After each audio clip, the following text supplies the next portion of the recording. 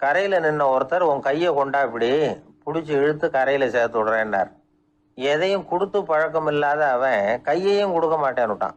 இவர் பார்த்தார், உன் கையை கொடுன்னு சொல்றதுக்கு பதிலா நான் என் கையை கொடுக்குறேன் பிடிச்சிக்கோ அப்படின்னார். அவன் கப்புன்னு பிடிச்சிக்கிட்டான், இழுத்து கரையில போட்டார். 1816 வருஷம் செப்டம்பர் மாதம் 11ஆம் தேதி பிரான்ஸ் தேசத்தில் உள்ள ஒரு மருத்துவமனை. அங்கே ஒரு இளம் டாக்டர் கொஞ்ச நாளைக்கு முன்னாடி தான் அந்த ஆஸ்பத்திரியில் புதுசாக வேலைக்கு சேர்ந்துருக்கிறார். அவர் பேர் ரெனே லெனக். அவர் அன்னைக்கு காலையில் அந்த மருத்துவமனையில் அப்படியே ரவுண்ட்ஸ் வந்துக்கிட்டு இருக்கிறார். வார்டில் ஒரு படுக்கையில் ஒரு இளம் பெண் படுத்திருக்கிறார். அந்த பொண்ணுக்கு இருதய நோயாக இருக்கலாம்ங்கிறது மற்ற டாக்டர்கள் சந்தேகம். அந்த காலத்துல எல்லாம் ஒருத்தருடைய இருதய துடிப்பை தெரிஞ்சுக்கணும்னா நோயாளியின் மார்புல டாக்டர் காதை வச்சு பார்த்து தான் தெரிஞ்சுக்கிறது வழக்கம். ஆனால் இந்த பெண்ணும் இளம் பெண், அந்த டாக்டரும் புதுசாக சேர்ந்துருக்கிறவர். அதனால் பரிசோதனை பண்ண தயங்கினார். கொஞ்ச நேரம் யோசனை பண்ணார். திடீர்னு ஒரு ஞாபகம் வந்தது அவருக்கு. அதாவது அன்னைக்கு விடியற் காலையில் தோட்டத்தில் அப்படி வாக்கிங் போயிட்டு இருந்தப்போ சின்ன பசங்கள்லாம் ஒரு மரக்கட்டையை வச்சு விளையாடிக்கிட்டு இருந்தாங்களாம். அதை அவர் பார்த்துருக்கிறார். அது என்ன விளையாட்டுனா, ஒரு நீளமான மரப்பலகை, அதில் ஒரு முனையில் ஒரு பையன் தன்னுடைய காதை வச்சுக்கிட்டு இருக்கிறான், மறுமுனையில் இன்னொரு பையன் அந்த மரப்பலகையை ஒரு ஆணியால் கீறிக்கிட்டு இருக்கிறான். ஒரு முனையில் ஆணியால் கீறும் பொழுது மறுமுனையில் காதை வச்சிருக்கிற பையனுக்கு அந்த சத்தம் துல்லியமாக கேட்குது. அந்த டாக்டருக்கு காலையில் பார்த்த இந்த விளையாட்டு ஞாபகத்துக்கு வந்துட்டுது.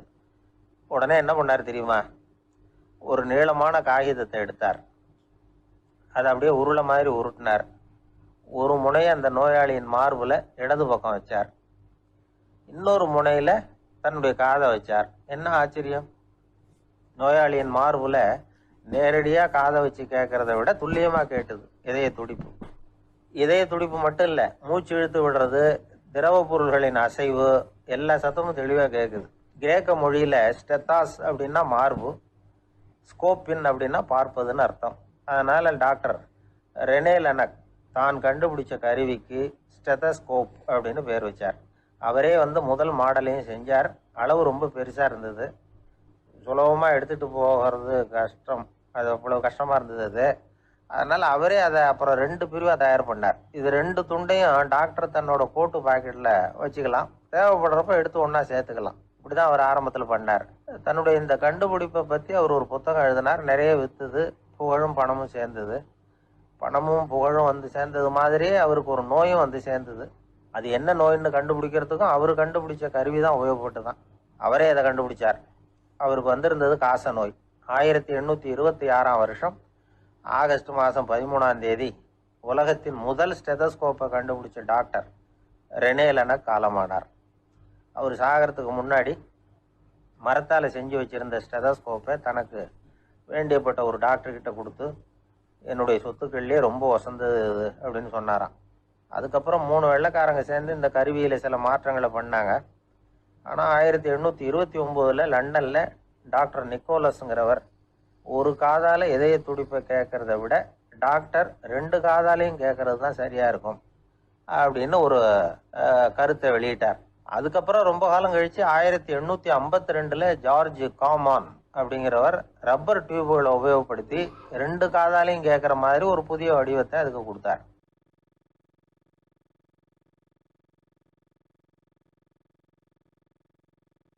திருமணத்துக்கு அப்புறம் மணமகளை பார்த்த அந்த இளைஞர் திகைச்சு போயிட்டார். ஏன்னா அந்த பெரியவர் சொன்னதுக்கு நேர்மாறா இருந்தார். பாத்திமா உடல் குணம் எதுவும் கிடையாது, ரொம்ப அழகா இருந்தாங்க. மறுநாள் சௌமையை அபுசாலிகை கூப்பிட்டு இதுக்கு விளக்கம் சொன்னாராம். என் மகளுக்கு கண்ணு தெரியாதுன்னு சொன்னதுதான் சொல்லியிருந்த நேத்து முன்னாடி சொன்னேன். அது எந்த விதமான தீய காட்சிகளும் அவ கண்ணுக்கு தெரியாதுன்னு தான் அர்த்தம். காது கேட்காதுன்னு சொன்னேன், தீய விஷயங்களை அவ கேட்க மாட்டான்னு அர்த்தம். கால்கள் செயல்படாதுன்னு சொன்னேன், வீட்டை விட்டு தீமையான இடங்களுக்கு அவ போக மாட்டான்னு அர்த்தம் அப்படின்னா. 12 வருஷத்துக்கு முன்னாடி உன்னை முதல் முறையா பார்த்தப்பவே உண்மை என்னுடைய சீடரா மானசீகமா ஏத்துக்கிட்டேன் அப்படிங்கிற விவரத்தையும் சொன்னாராம். இந்த இளைஞர் அபுசாலிக் பிற்காலத்துல ஒரு பெரிய ஆன்மீக மேதையா உயர்ந்தார். அந்த தம்பதிகளுக்கு 60வது வயசுல ஒரே ஒரு குழந்தை பிறந்தது. அந்த ஃபாதர் ஜிலானி முகைத்தீன் ஆண்டகை, அதாவது அந்த குழந்தை தான் ஆன்மீக பேரரசர் முகைத்தீன் ஆண்டகை.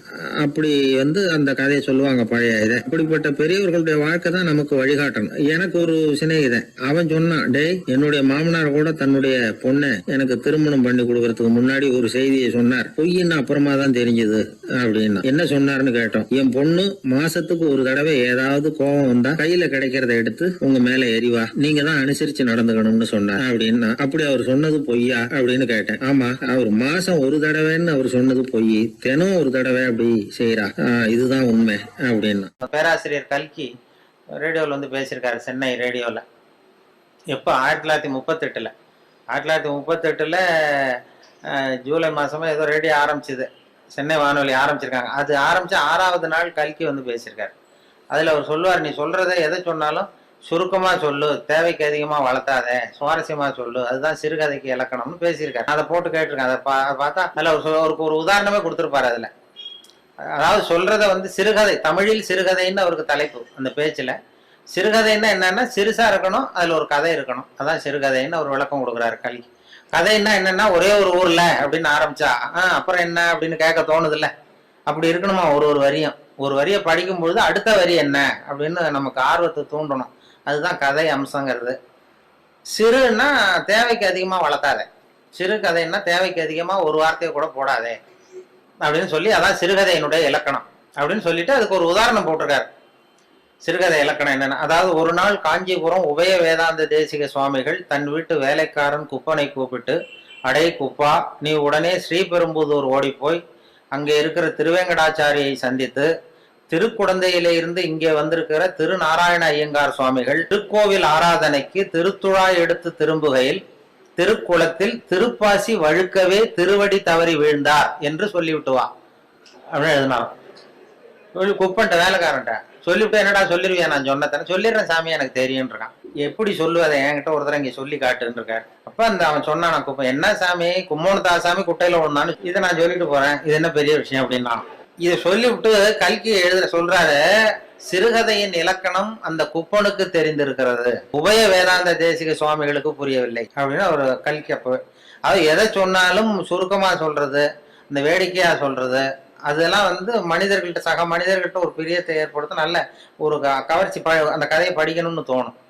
அப்படிதான், அதனாலதான் அந்த விஷயங்களை சேர்த்து வானொலியிலையும் தொலைக்காட்சியிலும் நாங்க உபயோகப்படுத்துறோம். வானொலியிலேயே ரொம்ப, தொலைக்காட்சியிலேயே கூட நிறைய சுவாரஸ்யமான அனுபவங்கள் நம்ம வாழ்க்கையிலேயே நடக்கும். நிறைய வாழ்க்கையிலேயே கூட. இப்போ நான் இது முதல்ல திருநெல்வேலியில தான் ரேடியோவில் சேர்ந்தேன், திருநெல்வேலி ரேடியோவில். இப்போ முத போய் என்னை பேட்டி எடுக்கிறதுக்கு மைக்கெல்லாம் கொடுத்து எங்கள் டைரக்டர் ஒருத்தர் அனுப்புனார். யாருக்கிட்டன்னா, இந்த டனால் தங்கவேலுன்னு ஒரு நடிகர் இருந்தார், கே.ஏ. தங்கவேலுன்னு ஒரு பிரபலமான நகைச்சுவை நடிகர். அவர் இதுக்கு ஒரு பொருள் காட்சியில் நாடகம் நடத்துறதுக்காக வந்திருக்காரு திருநெல்வேலிக்கு. அங்கே வந்து ஒரு ஹோட்டலில் தங்கியிருக்காரு. அப்போ நான் இப்போ தான் புதுசாக போய் வேலையில் சேர்றேன் ரேடியோவில். எங்கள் டைரக்டர் கூப்பிட்டு, இது மாதிரி தங்கவேலுங்கிற நடிகர் வந்திருக்கிறாரு, அவரை போய் இன்டர்வியூ பண்ணிட்டு வா, பேட்டி எடுத்துட்டு வா அப்படின்னாரு. சார் எனக்கு பழக்கம் இல்லை, கொஞ்சம் பழக்கம் ஆனதுக்கப்புறம் போகிறேன், இப்போ வேறு யாரையாவது அனுப்புங்கன்னு. இல்லை அப்புறம் எப்போ தான் கற்றுக்கிறது, நீ போய் கற்றுட்டு வா அப்படின்னு சொல்லி உடனே மைக்கு எல்லாத்தையும் கொடுத்து அனுப்பிச்சிட்டார். கூட போட்டுக்கிட்டான். இது என்ன இன்னைக்கு வெத்தலை சீவல் வேற மாதிரி இருக்குது, வாசனை தாம்பூலமாக இருக்குது அப்படின்னு யோசனை பண்ணிட்டு கீழே திரும்பி பார்க்குறார். பார்த்தா ரெட்டியார் மறுபடியும் சிற்பி கை நீட்டும் பொழுது கொடுக்கறதுக்காக தாம்பூலத்தை மடித்து வாங்கி வச்சுக்கிட்டு தயாராக நிற்கிறார். சிற்பிக்கு அதிர்ச்சி. உடனே பொத்துன்னு கீழே குதிச்சான். ஐயா, என்ன இது நீங்களா அப்படின்னா. இவர் சொன்னார், நான் ஒன்றும் தப்பு பண்ணலையே, உன்னுடைய கை புண்ணியம் செஞ்ச கை, கோயில் கட்டுற கை, அந்த கைக்கு தாம்பூலம் கொடுக்கறதுல என்ன தப்பு அப்படின்னாராம். ஏற்கனவே பஞ்சத்தில் அடிபட்டு வந்த எங்களை நீங்கள் ஆதரிச்சதே பெரிய விஷயம். இந்த செயல் வந்து என்னை ஒரு பெரிய கடனாளி ஆகிவிட்டது. ஐயா, எங்களுக்கு வந்து உணவு உடை இதை மட்டும் நீங்கள் கொடுத்தா போதும், ஊதியம்னு எதுவும் வாங்க மாட்டோம் அப்படின்னு நானும். அந்த சிற்பி எவ்வளோ வற்புறுத்தியும் எதுவும் வாங்கிக்கலையாம். இந்த செய்தியை தமிழ் தாத்தா டாக்டர் ஊவேசா சொல்லியிருக்கிறார். அந்த காலத்தில் எப்படிப்பட்டவங்கெல்லாம் வாழ்ந்துருக்கிறாங்க பாருங்க.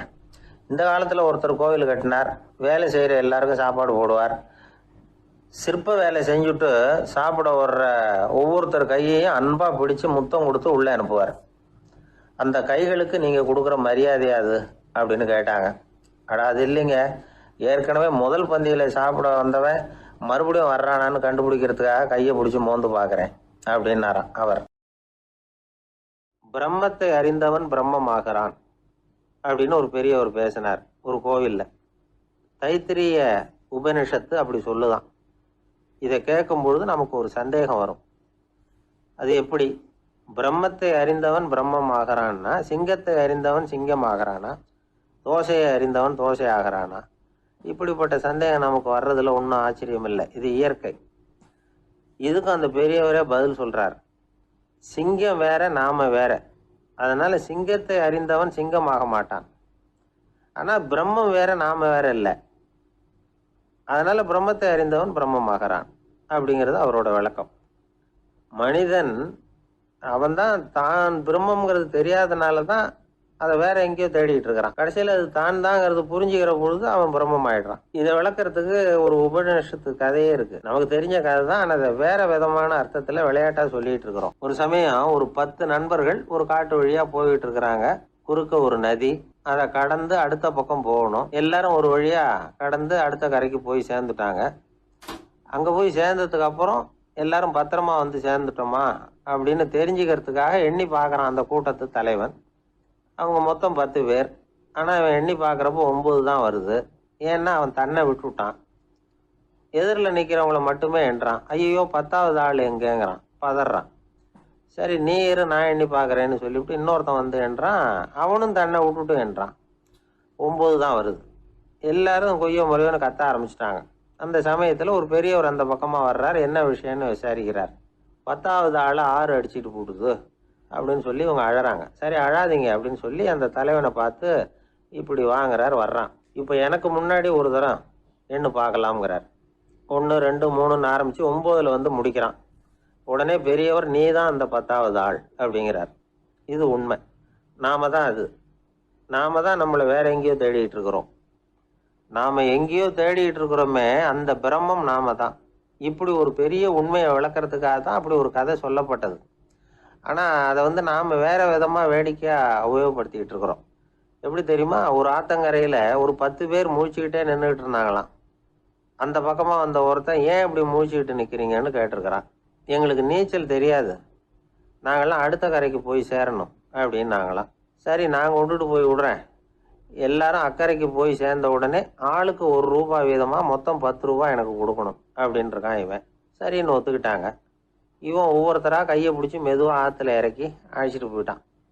9 பேரை கரை சேர்த்துட்டான். 10வது ஆள் பாதி ஆற்றுல போயிட்டு இருக்கிறப்போ திடீர்னு வெள்ளம் வந்துட்டுது. புடி நழுவி போச்சு. கையை விட்டுட்டான். வெள்ளம் அடிச்சுட்டு போட்டுது.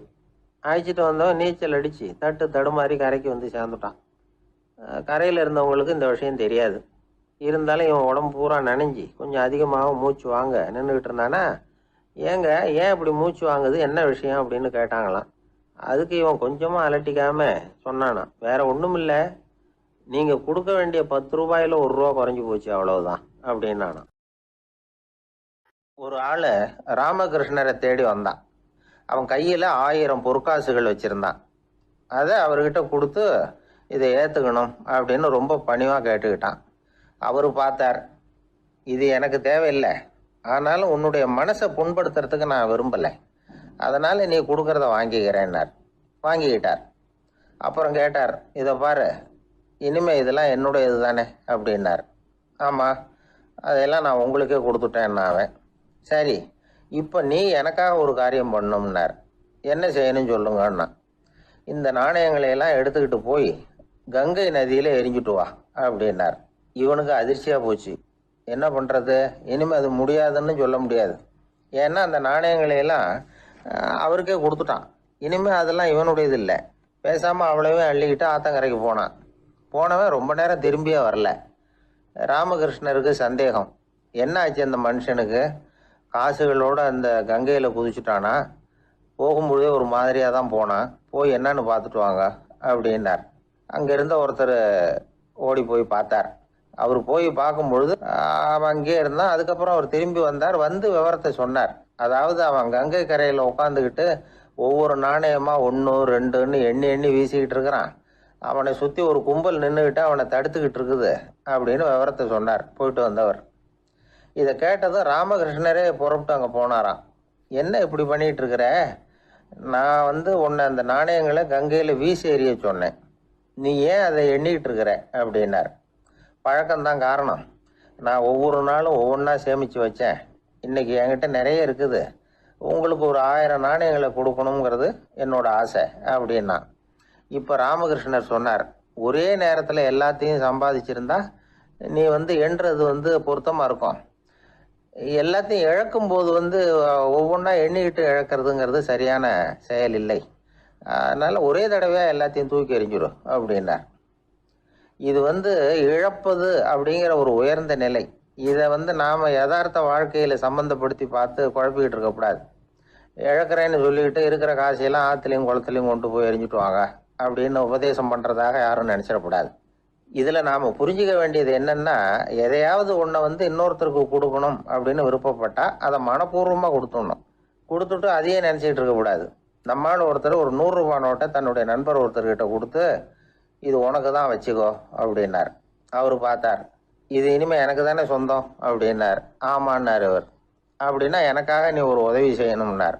சொல்லுங்க செய்கிறேன்னார் அவர். இந்த 100 ரூபா நோட்டை தீ வச்சு கொளுத்தி விடுன்னார். இவர் அதிர்ச்சியாகி அவரை பார்த்தார். இப்போ அவர் சொன்னார், நீ எனக்கு அன்பாக கொடுத்தது இது, இந்த நோட்டு கள்ள நோட்டுங்கிறது எனக்கு முன்னாடியே தெரியும், சீக்கிரம் கொளுத்தி விடு, அதுதான் நம்ம 2 பேருக்குமே நல்லது அப்படின்னாராம் அவர். எங்கே போயிட்டு வரீங்க அப்படின்னு கேட்டேன். எனக்கு வேண்டப்பட்ட ஒருத்தரை பார்த்து. ஆஸ்பத்திரிக்குன்னார். எந்த ஆஸ்பத்திரிக்குன்னே? மாட்டு ஆஸ்பத்திரிக்குன்னார். என்ன விஷயம்னே? மாமனாருக்கு உடம்பு சரியில்லை, அதுதான் மாட்டு ஆஸ்பத்திரிக்கு போயிட்டு வரேன்னார். அட பாவி, அதுக்கு அந்த ஆஸ்பத்திரிக்கா போவாங்க அப்படின்னு ஆச்சரியமா. அட அது இல்லைப்பா, முதல்ல எங்கள் குடும்ப டாக்டர் தான் தேடிக்கிட்டு போனேன். அவர் அந்த நேரத்தில் அவர் வளர்க்குற நாய்க்குட்டிக்கு உடம்பு சரியில்லைன்னு சொல்லி அதை தூக்கிக்கிட்டு மாட்டு ஆஸ்பத்திரிக்கு போயிட்டாராம் சொன்னாங்க. அதனால் அங்கே போய் அவரை சந்தித்து விஷயத்தை சொல்லிவிட்டு வர்றேன்னார். அப்புறம் தான் எனக்கு கொஞ்சம் நிம்மதியாக இருந்தது. பொதுவாக நமக்கு தெரிஞ்ச வரையில் டாக்டர்கள் 2 வகை. நமக்கு வைத்தியம் பண்ணுற டாக்டர்கள் ஒரு வகை, நம்மக்கிட்ட இருக்கிற ஆடு மாடு கோழிக்கு வைத்தியம் பண்ணுற டாக்டர்கள் ஒரு வகை. இப்போ தான் எனக்கு தெரியும் இன்னொரு வகையான டாக்டர்களும் உண்டுங்கிறது. அது யாருன்னா, பூச்சிகளுக்கு வைத்தியம் பண்ணுற டாக்டர்கள், அதாவது பூச்சி டாக்டர்கள். வெளிநாடுகளில் அப்படிலாம் கூட சில பேர் இருக்கிறாங்க. பிரிட்டனில் யார்க்ஷயர் வட்டாரத்தில் ராதர்ஹாம் அப்படின்னு ஒரு ஊர். அங்கே ஒரு விலங்கியல் மருத்துவர், பேர் டாக்டர் லான்ஸ் ஜெப்சன். அவர் ஆஸ்பத்திரி வாசலில் பார்த்தீங்கன்னா தினமும் நிறைய பேர் நின்றுக்கிட்டு இருப்பாங்க. கையில் கண்ணாடி குடுவை, தகர டப்பா இப்படி ஏதாவது இருக்கும். அதுக்குள்ளே ஏதாவது பூச்சிகள் இருக்கும். அதுக்கு வைத்தியம் பண்ணுறதுக்காக வந்தவங்க தான் அவங்க எல்லாம். சிலந்தி பூச்சி, பல்லி, தேளு, பாம்பு இப்படி ஏதாவது இருக்கும். பொழுதுபோக்காக சில பேர் நாய், பூனை, கிளி, மைனா, புறா இப்படி ஏதாவது வளர்க்குறாங்கல்ல, அது மாதிரி இப்போல்லாம் தேளு, பல்லி, பாம்பு, பூச்சி இதையெல்லாம் வளர்க்க ஆரம்பிச்சிட்டாங்களாம். இது ஒரு புது ஃபேஷன். இப்போ கூண்டுக்குள்ளே டப்பாக்குள்ளே போட்டு வளர்க்குறது, அதுக்கு ஏதாவது நோய் வந்துட்டுதுன்னா வைத்தியம் பண்ணுறதுக்கு டாக்டர்கிட்ட வந்துட வேண்டியது, இப்படி இந்த பழக்கம்லாம் நிறையா வந்துட்டுது. ரத்தம் உறிஞ்சிற அட்டைகள் கூட இவங்ககிட்ட வைத்தியத்துக்கு வருதான்.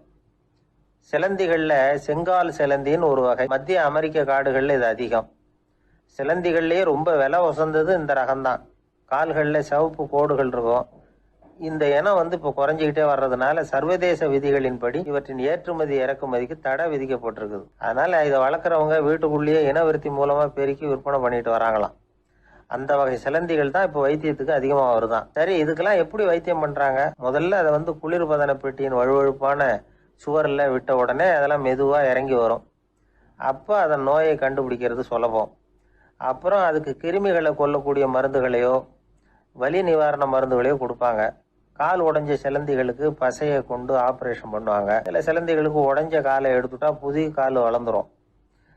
சிலந்திகளை மனிதர்கள் கையில் எடுக்கிறப்போ அது பயந்து போய் கீழே குதிக்குது, அதனால கால் உடஞ்சி விடுது, இல்லைன்னா வயிறு சேதமடையுது. அந்த நிலைமையில வர்ற சிலந்திகளுக்கு மயக்க மருந்து கொடுத்து ஆப்ரேஷன்லாம் கூட பண்றாங்களாம்.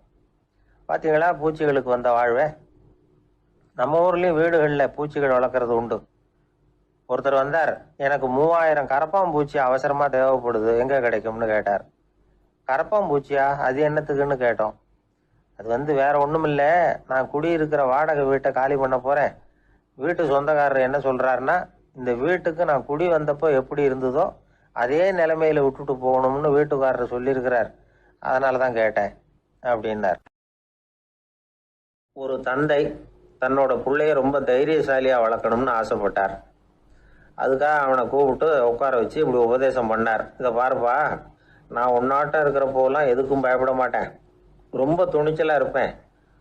ஒரு நாள் ஒரு அப்பாவி எலியை ஒரு பூனை துரத்திட்டு ஓடிச்சு. நான் உடனே என்ன செஞ்சேன் தெரியுமா? அந்த பூனையை பிடிச்சேன், அது வாலில் ஒரு பட்டாசு சரத்தை கட்டினேன், கொளுத்தி விட்டேன், படபடன்னு வெடிக்க ஆரம்பிச்சுட்டுது. அது துள்ளிக்கிட்டு அங்கேயும் இங்கேயும் ஓடி இருக்கு பாரு ஓட்டம், ரொம்ப தமாஷு அப்படின்னார் அப்பா. இப்படி சொல்லிவிட்டு பையனை பார்த்து, இதை கேட்கறதுக்கு உனக்கும் துணிச்சல் வருதா, இது நான் என்னுடைய செயலை நீ கேட்குறப்போ உனக்கு துணிச்சல் வருதா அப்படின்னு கேட்டார். வருதுன்னா பையன். எப்படின்னா அப்படிங்கிற விவரத்தையும் சொன்னான் அவன். அதாவது எலியை விரட்டினத்துக்காக பூனை வாலில் பட்டாசு கொளுத்துனீங்க நீங்கள், பூனையை விரட்டினத்துக்காக உங்கள் கழுத்தில் பட்டாசு சரத்தை மாட்டினா என்னன்னு தோணுது எனக்கு அப்படின்னா பையன். பையனோட துணிச்சல் அப்பாவையே நடுங்க வச்சுட்டுது. அது சரி, ஒரு அப்பா பிள்ளைக்கு இப்படியா உபதேசம் பண்ணுறது, எல்லாருக்கிட்டையும் அன்பா பழகிறது எப்படி அப்படின்னு சொல்லி கொடுக்கணும். பிஞ்சு உள்ளங்களில் நஞ்சை தூவலாமா?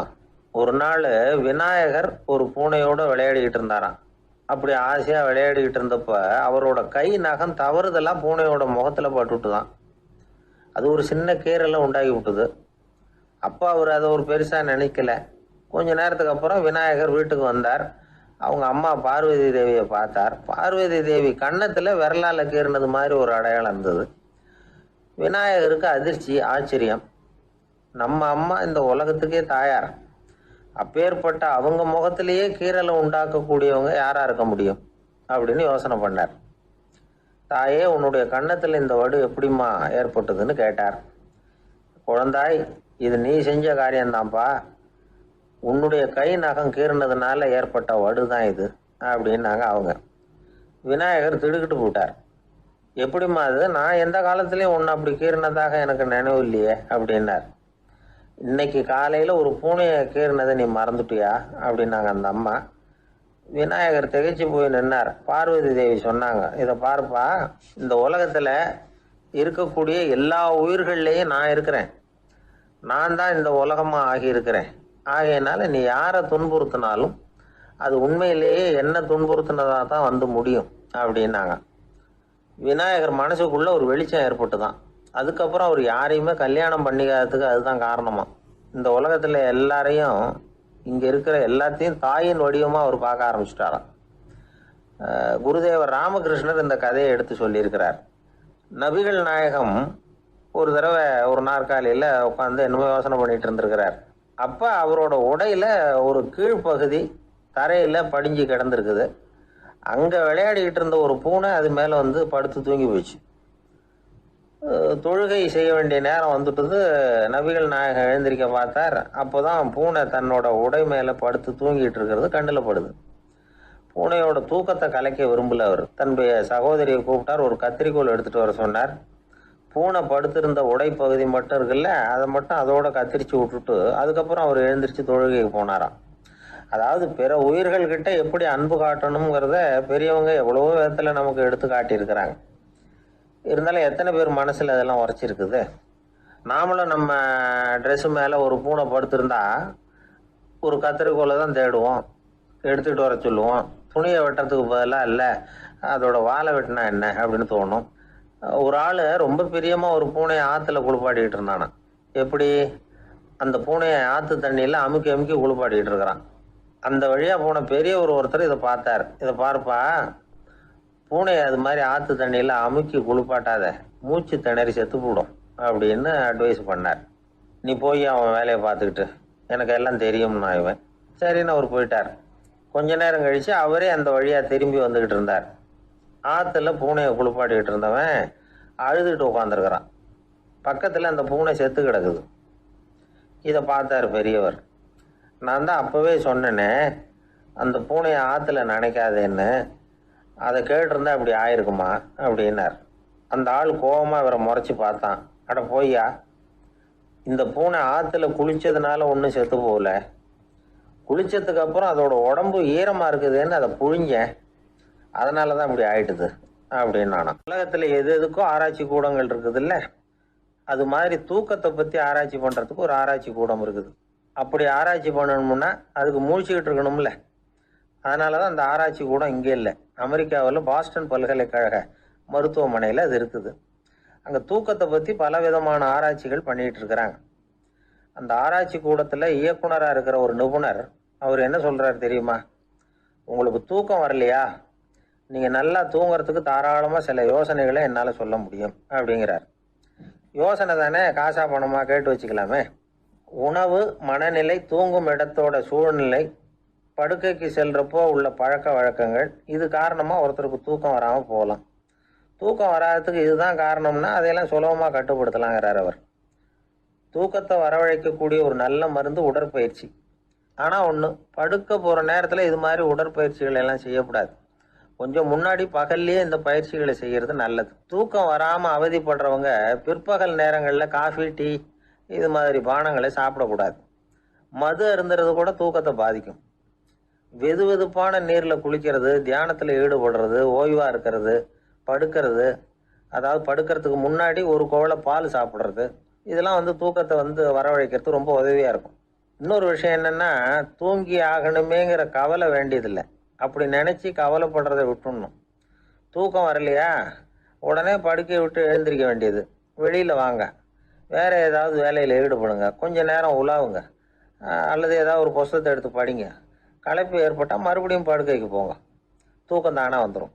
ஒரு விஷயத்தை மட்டும் நல்லா ஞாபகத்தில் வச்சுக்கணும். படுக்கைக்கு போகிறப்போ உங்கள் மற்ற எல்லா பிரச்சனைகளையும் மறந்துடணும். அது எப்படி சார் முடியும், அந்த நேரம் தானே எல்லா பிரச்சனையும் வரிசையாக ஞாபகத்துக்கு வருது அப்படின்னு நாம் நினைக்கலாம். ஆனால் பழக்கத்தில் அதை நாம் மாற்றிக்க முடியும். கொஞ்சம் முயற்சி பண்ணணும், அவ்வளோதான். இது எல்லாமே ஆராய்ச்சி பண்ணி பார்த்துட்டு அந்த நிபுணர் சொல்கிற கருத்து தான். இன்னொரு விஷயமும் அவர் சொல்கிறார். அது என்னென்னா, உடல் கோளாறு காரணமாக தூக்கம் வராமல் அவதிப்படுறவங்களுக்கெல்லாம் இந்த யோசனைகள் சரியாக வராது அப்படிங்கிறார். அதுக்கெல்லாம் மருத்துவ சிகிச்சை கொடுத்து தான் சரி பண்ணணும். சில பேருக்கு நடு ராத்திரியில் மூச்சு திணறல் ஏற்பட்டு தூக்கம் வராமல் போயிடும். ஊரெல்லாம் தூங்குறப்ப தான் மட்டும் தூங்காமல் மூழ்கிட்டு இருக்கிறது, ஊரெல்லாம் மூழ்கிட்டு இருக்கிறப்போ தான் மட்டும் தூங்குறது, இது மாதிரி கோளாறுகளால் சில பேர் பாதிக்கப்படலாம். காலு தசை முறுக்கிக்கிறதுனால சில பேருக்கு அடிக்கடி விழிப்பு வரலாம். மன அழற்சி காரணமாக சில பேருக்கு தூக்கம் வராது. இது மாதிரி கோளாறுகளுக்கெல்லாம் அதுக்கு தகுந்த மாதிரி சிகிச்சை கொடுத்து தான் சரி பண்ண வேண்டியிருக்கும். எந்த கோளாறும் இல்லாமல் தூக்கம் வரலைன்னா ஆரம்பத்தில் சொன்ன முறைகளை கடைபிடிச்சு பார்க்கலாம். தூக்கம் வந்ததுன்னா யோசனை சொன்ன அந்த நிபுணருக்கு நன்றி சொல்லலாம். ஒருத்தர், ஏன் சார் பஸ்ஸில் தூங்குறது கெட்ட பழக்கமானு கேட்டார். இல்லையே, நான் கூட பஸ்ஸில் போகிறப்ப தூங்கிட்டு தானே போவேன் அப்படின்னார் இன்னொருத்தர். அப்புறம் ஏன் என்ன டிரைவர் வேலை வேணாம்னு வீட்டுக்கு அனுப்பி வச்சுட்டாங்க அப்படின்னாராம் அவர். ஒருத்தரை பார்த்து உன்னுடைய நண்பர்கள் யார் அப்படின்னு ஒரு கேள்வி கேட்டு பாருங்க. கொஞ்சம் யோசிச்சு பதில் சொல்லுவாங்க. அவங்ககிட்டயே உன்னுடைய எதிரிகள் யார் அப்படின்னு கேளுங்க, கடகடன்னு ஒப்பிச்சிருவாங்க. நம்ம மனசு இருக்க, அது எப்படின்னா, நம்ம நண்பர்களை விட எதிரிகளை அது நல்லா ஞாபகத்தில் வச்சுக்கும். இது ஒரு ஆச்சரியமான உண்மை. உங்களால் நண்பர்களை மறந்துட முடியும், ஆனால் எதிரிகளை மறந்துட முடியாது. இது ஒரு வேடிக்கையான நிலைமை தான். அழகான தருணங்களை நாம் ஏன் மறந்துடுறோம்? இது இயற்கை. ஏன்னா நம்ம மனசு மலர்களை கவனிக்கிறது இல்லை, அதில் இருக்கிற முள்ளை தான் கவனிக்குது. தன்னை காயப்படுத்துகிற எதையும் அது உடனே கண்டுகொள்ளுது. ஒரு தெளிந்த சிந்தனை உடைய மனசு மிக அழகாக உள்ள எல்லாத்தையும் கவனிக்கும். அது நன்றியுடன் உணரக்கூடிய எல்லாத்தையும் பார்த்து குறிச்சிக்கும். இப்படிப்பட்டவங்க வாழ்க்கை இயல்பாகவே நல்லா அமையும். அது ரொம்ப அபூர்வம். மனசில் உள்ள ஒரு சிறிய அமைப்பை மாற்றுவதை பொறுத்து தான் இந்த விஷயம் அப்படிங்கிறார் ஓஷோ. ஒரு யூத கோவில் இருந்து தான், அது யூதர்களின் மடமாகவும் இருந்தது. அங்கே ஒரு தலைமை குரு, அவர் ரொம்ப கண்டிப்பானவர். அந்த கோவிலை ஒட்டி ஒரு தோட்டம். ஒரு நாள் காலையில் அந்த தோட்டத்தில் 2 இளம் யூதர்கள் நடந்து போய்கிட்டு இருக்கிறாங்க. காலையில் 1 மணி நேரம், மாலையில் 1 மணி நேரம் அவங்க அந்த தோட்டத்தில் நடக்கிறதுக்கு அனுமதி உண்டு. மற்ற நேரங்களில் அவங்க மத புத்தகங்களை படிக்கணும், பிற விதிமுறைகளை கடைபிடிக்கணும்.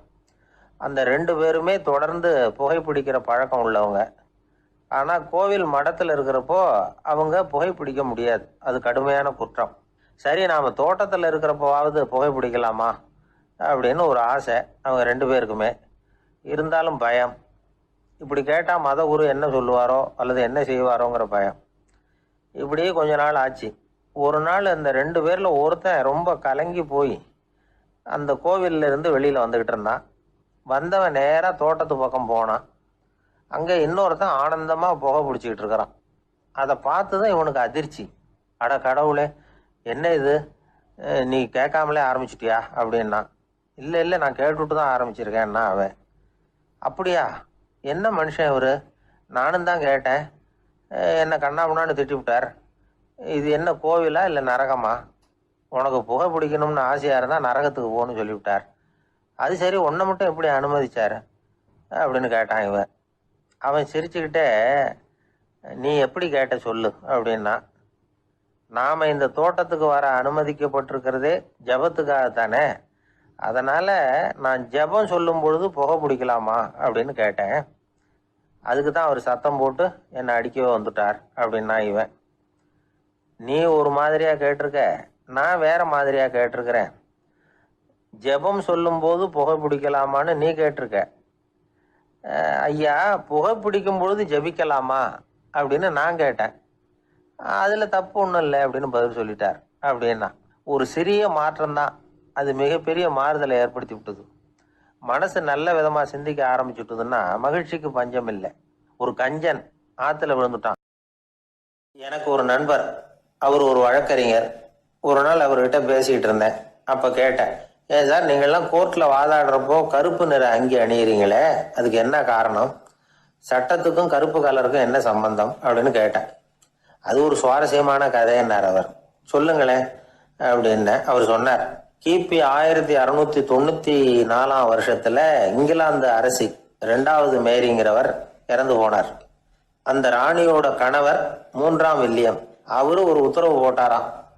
அரசியோட மறைவுக்கு அனுதாபம் தெரிவிக்கிற வகையில வழக்குரைஞர்கள் எல்லாரும் கருப்பு நிற அங்கி அணியணும் அப்படின்னு. அன்னைக்கு ஆரம்பிச்ச அந்த பழக்கம் அதுக்கப்புறம் மாறவே இல்லையாம், இன்னைக்கும் தொடருது. வழக்குரைஞர்கள்லாம் முதல்ல கருப்பு அங்கி மட்டும்தான் அணிஞ்சாங்களாம். அதில் ஒரு சின்ன சங்கடம், ஏற்கனவே உடம்பு கருப்பாக இருக்கிறவங்க அதுக்கு மேலே கருப்பு ட்ரெஸ் வேற போட்டுக்கிட்டா முகம் பளிச்சுன்னு தெரியாது இல்லையா? அதனால முகம் பளிச்சுன்னு தெரியறதுக்காக அவங்கெல்லாம் வெள்ளை நிற பட்டியை அணிய ஆரம்பிச்சாங்களாம். இப்படி தான் இங்கிலாந்தில் அந்த பழக்கம் ஆரம்பமாயிருக்குது. அந்த சமயத்தில் இந்தியாவை ஆண்டது பிரிட்டிஷ்காரங்க தானே, அதனால இங்கேயும் அந்த பழக்கம் அப்படி நடைமுறைக்கு வந்துட்டுது. அதே மாதிரி சர்ச்சிலின் மூதாதையரான மார்ல்பரோ பிரபுவின் ஞாபகார்த்தமா நீதிபதிகள் இந்த வெள்ளை குள்ளாய் அணிகிற முறை பழக்கத்துக்கு வந்துதான்.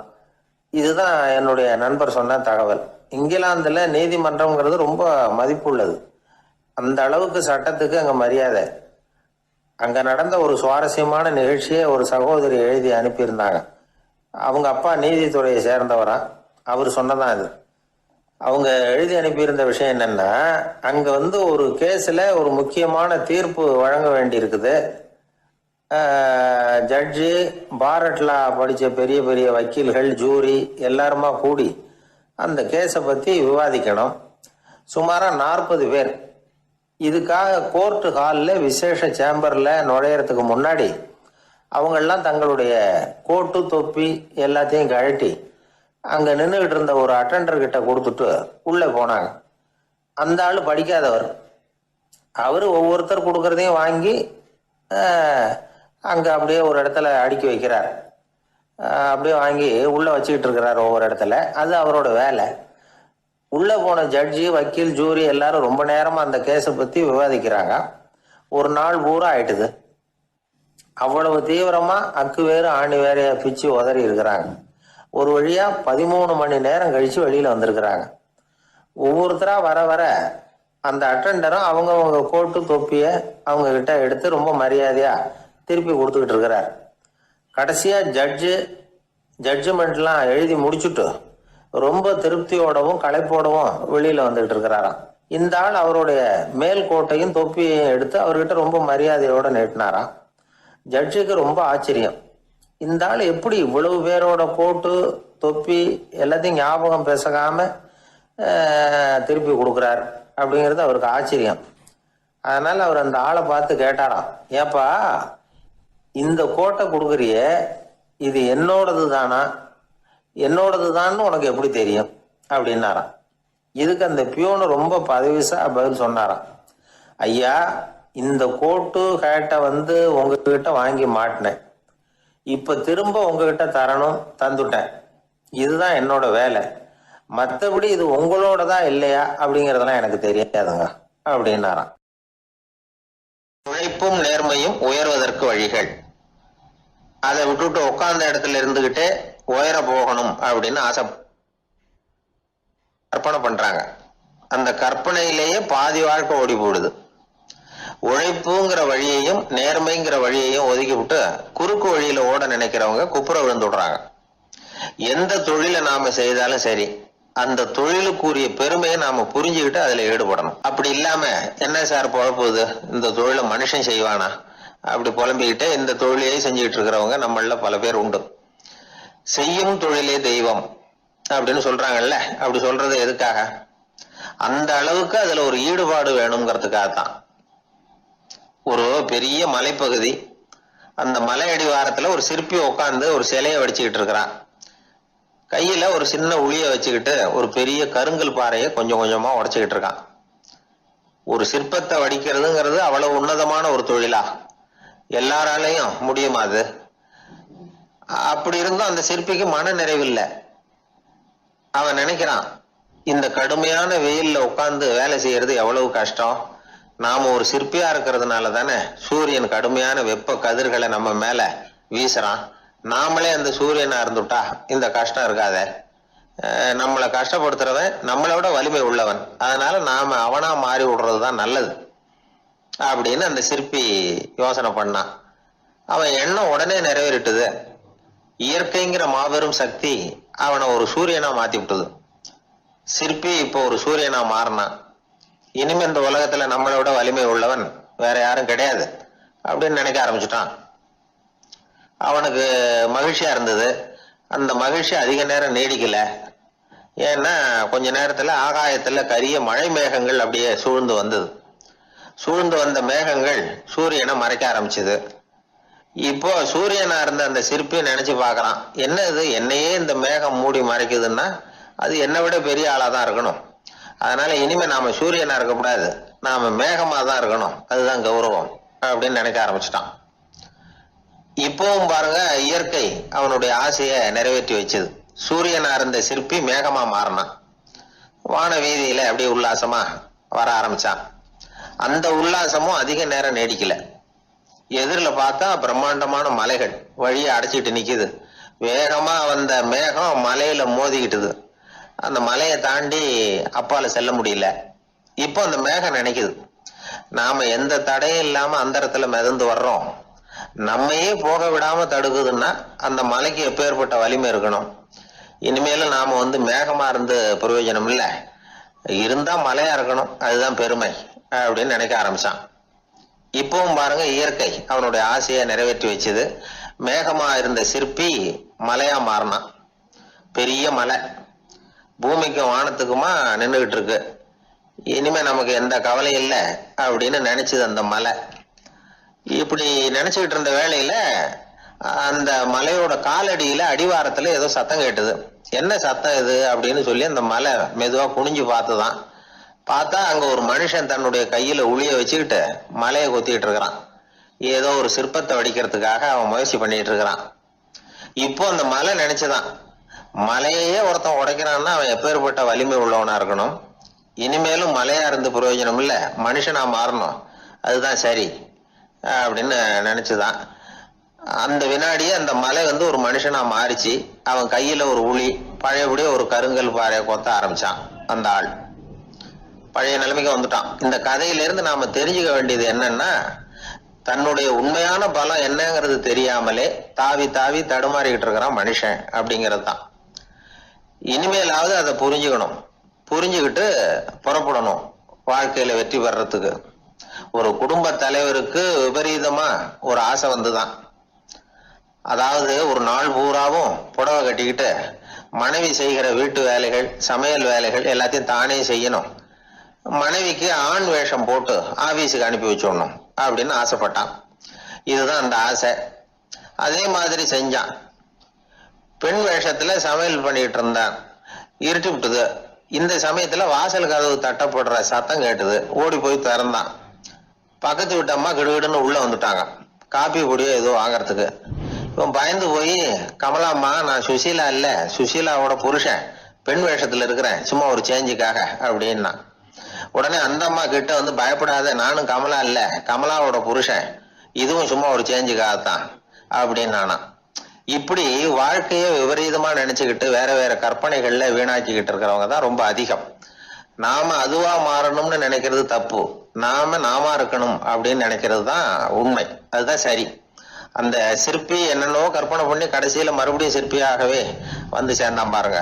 அதனால நம்முடைய உண்மையான பலம் என்ன அப்படிங்கறத தெரிஞ்சுக்கிட்டு நடந்துகிட்டோம்னா வாழ்க்கையில எப்பொழுதும் வெற்றி நிச்சயம். என்னை தேடி ஒருத்தர் வந்தார். எனக்கு ரொம்ப நாளா ஒரு சந்தேகம், அதுக்கு உங்களை கேட்டு விளக்கம் பெறணும்னு வந்திருக்கிறேன்னார். என்ன உங்க சந்தேகம்னு கேட்டேன். யாரு என்ன பார்த்தாலும் உடனே முகத்தை திருப்பிக்கிட்டு போடுறாங்க சார், அதுக்கு என்ன காரணம்னு எனக்கு தெரியல, அதுதான் உங்களை கேட்டு தெரிஞ்சுக்கலாம்னு வந்திருக்கிறேன்னார். உங்களுக்கே தெரியலன்னா எனக்கு எப்படி தெரியும்னு, இருந்தாலும் உங்களுக்கு அனுபவம் இருக்குமேன்னார்.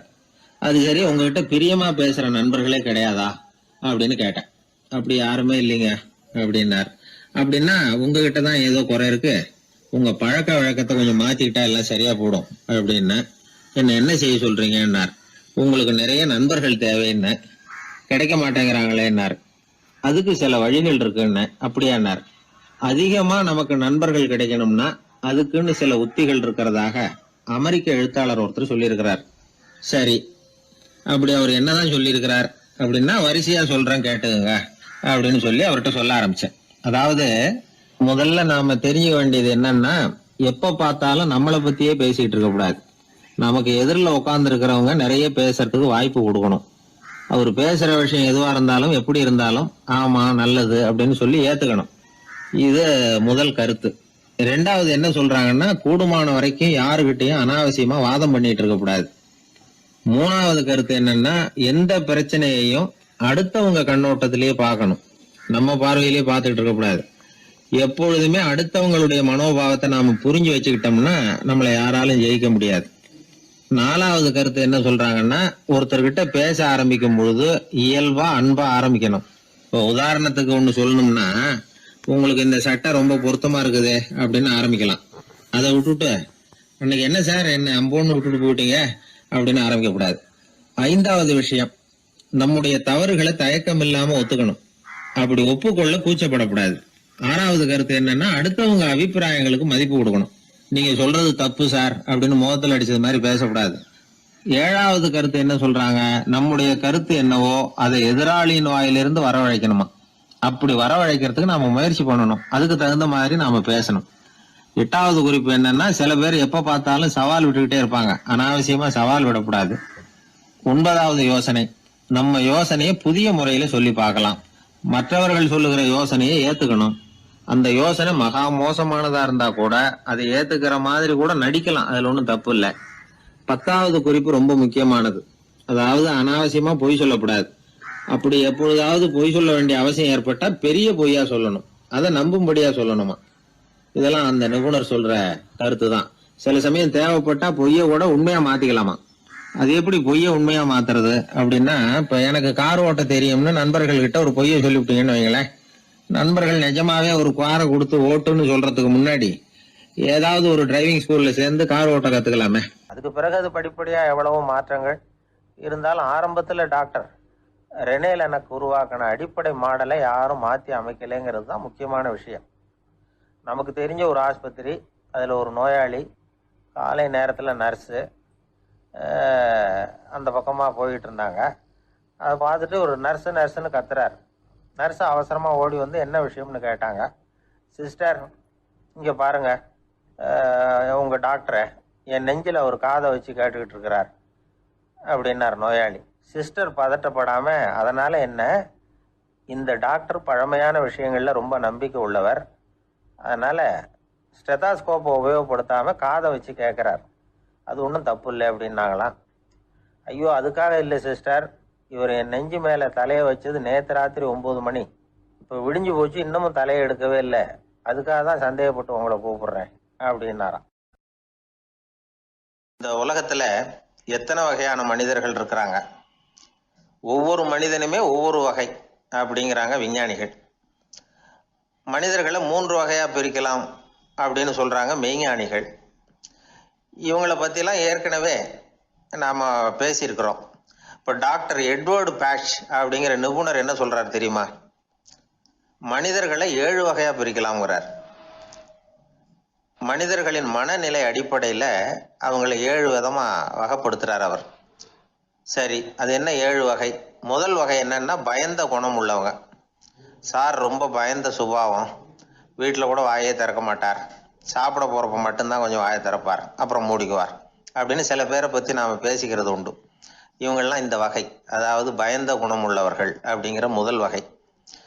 சரி, 2வது வகை என்னன்னா சஞ்சலப்படுகிறவர்கள், எதுக்கு எடுத்தாலும் கலக்கம், குழப்பம், இப்படியே காலம் தள்ளிட்டு இருப்பாங்க. பல பேர் பார்த்துருப்பீங்க. அவங்கெல்லாம் இந்த வகை. 3வது வகை என்னன்னா யதார்த்த உலகை மறந்து கற்பனை உலகத்திலேயே மிதக்கிறவங்க. இளைஞர்கள், கவிஞர்கள், இப்படி பல பேர் இருக்கிறாங்க. எப்போ பார்த்தாலும் கற்பனை உலகத்திலேயே மிதந்துக்கிட்டு இருப்பாங்க. கிட்டத்தில் போய் என்னங்க ஒரு மாதிரியாக இருக்கிறீங்க அப்படின்னு கேட்டு பாருங்க, அவங்களெல்லாம் ஏதோ ஒரு அற்ப புழுவை பார்க்கறது மாதிரி அவங்கள பார்ப்பாங்க. அதுவும் அந்த வானத்து நிலாவை பாருங்கள், அது என்னை வா வான்னு கூப்பிடுது, எனக்கு சீக்கிரத்தில் ஒரு நாள் சிறகுகள் முளைக்கும், சிறகடித்து வானத்தில் பறந்து போ